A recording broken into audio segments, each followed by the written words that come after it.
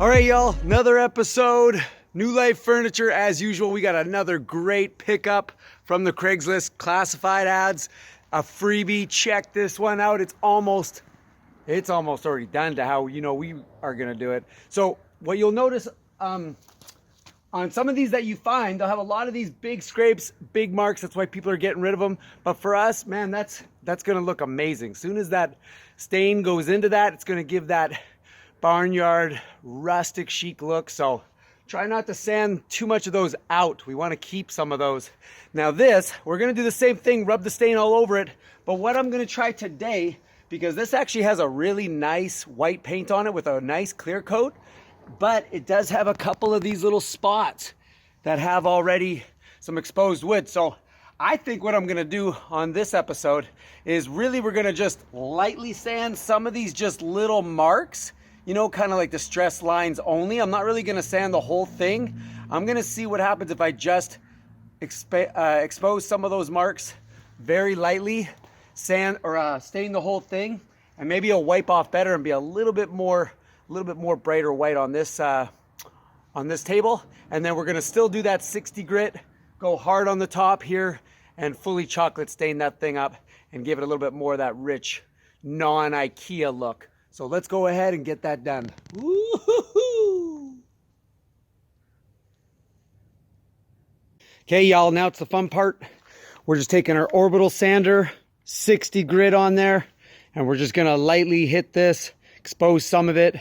And I think with this type of wood, all the nicks that are in it, I'm pretty excited to see how this will turn out with that nice chocolate stain on top. This one doesn't have an insert, so it's just a small, simple table. So we're just gonna hit the top pretty good, lightly around the sides, and that's it. Let's go. So I've been sitting on this for quite a little while here, maybe 10 minutes, and I'm just not getting any results. Must have a really good, thick clear coat on this particular table. So we're gonna step it up. Go with our belt sander. Got about a 50 grit belt on here.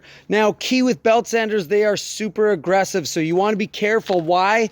Because they'll make such aggressive cut lines that you always want to make sure you go with the grain. So as you see here, you can see the grain lines are going this way. So we want to make sure we do not go against the grain. We want to go with the grain.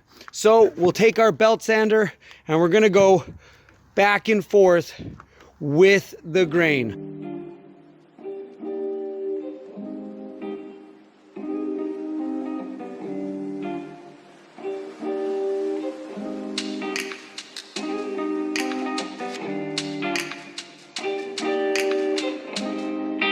See, there we go.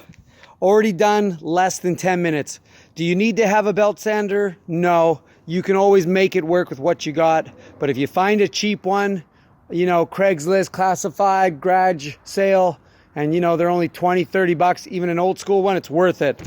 Get most of it done faster. That's the key. Now we're going to take that orbital 60 grit, smooth it out, get the edges. Let's do it.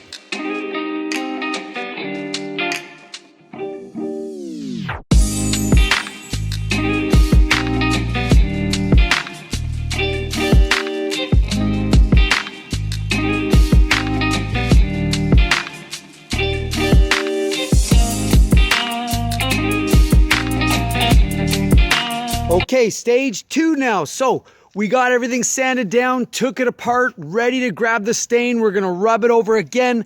Didn't really go over any of this time because I want to keep that nice hard gel coat that they got on this white. So let's see what happens when we rub this Jacoby Bean mini wax stain over it. Hopefully it'll just stain some small parts and probably even keep that really white. So we'll see what happens on this one. I'm not sure if I'm gonna do the top. I'm thinking maybe something different and go with a natural oil stain. So I won't do the top just yet, but let's do the base and this part.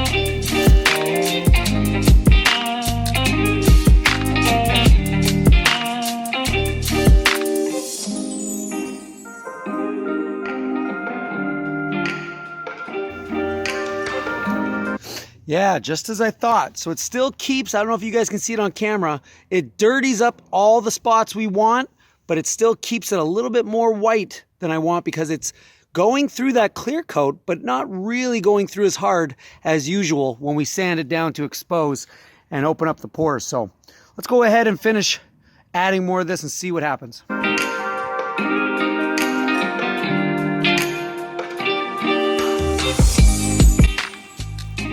Okay, y'all, so I made the decision as we finished doing the base, because it's so rustic and the idea is to be just like a broken down, you know, grandma's table that was found in the back of a barn. I think if I keep the top oiled, it may be too nice to too ugly on the bottom. So I kind of want to keep it the same. So I think what we'll do is we'll go ahead and just do the top clear coated because there's too many nicks and marks everywhere. I just think that'll be the way to go. Okay, y'all, so I've been thinking about this for the last couple of days. Usually we always stain our tops with that dark chocolate to go with that white distressed base. It's a hot seller, everyone loves them. But a key thing is to try different things sometimes, because you want to have a diversification, I think, just so it keeps it fresh for you, keeps your creative artistic designs going, and just makes it more fun, because it can get monotonous if you just do the same type over and over again. So I want to take this table because the surface is just so nice and clean, and I want to try using like an oil, like a mineral oil. Now some people are using coconut oil for this as well. You just rub it on with coconut oil or a mineral oil, as we have here, just a generic mineral oil, and you take a cloth or a brush and you wipe it on, and it should bring out some more of that natural look to it. So again, if you've sanded it pretty good and it's got a couple of nicks, some marks, hopefully it'll just turn out and be real rustic even more. So let's go ahead and give this a try and see what this looks. If we don't like it, we sand it and go back with the dark chocolate. Always easier to be lighter in color, see if you like it. If not, go over with the dark. Easier to remove light than to remove dark, right? So let's just see if this turns out real cool. So let's go ahead, take our mineral oil, take our cloth, put it on, rub it over, and go from there. Oh, also, quick note, you need to make sure your clear coat will work with this type of oil. I did a practice piece last night, rubbed some of the mineral oil on it, and then this morning, rubbed some of the clear coat that I have, which is water-based, but it dries on it, looks clear, looks good. So obviously that type of product works with this mineral oil. So we're gonna go ahead and finish this using those two products. Let's go.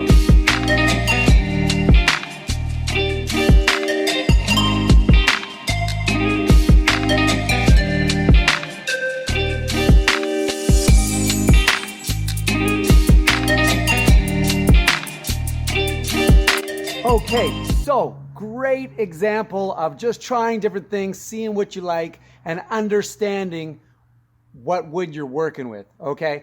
Now the top that we had, when I originally got it, already kind of looked like that IKEA white top, you know, that kind of yellow pine, which I'm not a huge fan of. Some people are, but if you are, then we didn't really need to do all this big sanding because it was already done. So using this mineral oil to try to get some of that natural color out, I thought it was maybe going to come out as a more natural, maybe white with some streaks in it, kind of a lighter tone than yellow. But as you see, we are getting some major yellow tones. So luckily, I just did the one. I stopped for a second, right? I thought we were going to get more of kind of this lighter neutral color, not so much of that pine white. Again, just understanding and knowing the woods that you're working with. That's my mistake. But what I'm going to do now is have to let that dry out for the night, and then tomorrow quickly hit it with a sand, expose a little bit of the pores, and go with that chocolate stain. But you know what? That's how you learn. That's how you know what works, what you like. That's still good. Natural mineral oil or coconut oil, as I said, looks great, works great, but it's just not what we're going to be wanting to go with our base. So back to the drawing board, back to sanding. Let's go.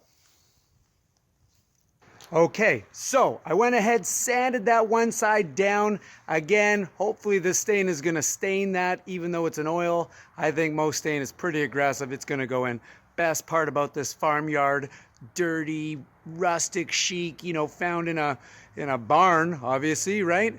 Any mistake you make looks good. So let's go ahead and see what this looks like, putting the stain on top of that sanded down oil and the natural side that we didn't use already.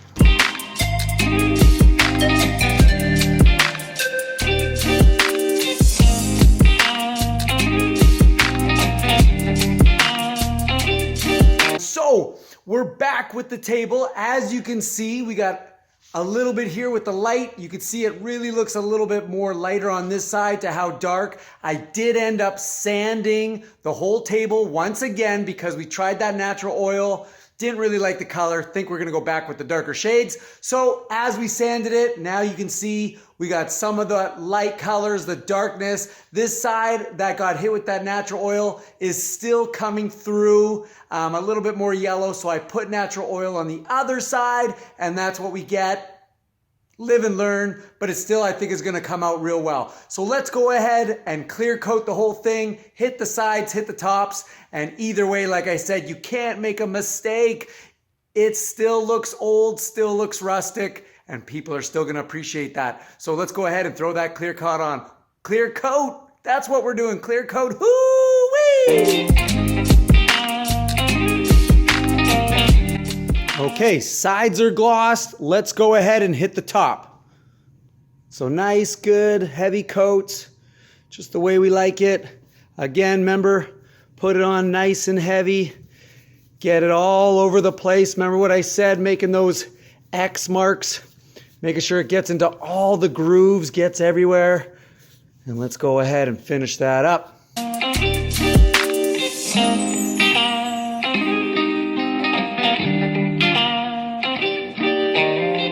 Okay, so we just finished the clear coat. Let's let it dry for 24 hours to cure, and then we'll put it together and show you what the final product looks like. This is gonna turn out great. Okay, y'all, check it out. Ba-bam! There we go. Finished product, as I said, amazing. Even if you think you make a mistake, that's what's so great about this rustic look, is that either way, it'll still look good no matter what. Check out that finish. This table really screams farmhouse, rustic. It's got all the small accents, fully glazed in. And check out that top, y'all. How good does that look? And there we go. Another one in the books. Thanks for joining me. Best of luck to you guys. I hope you guys are following along, doing some more projects yourself.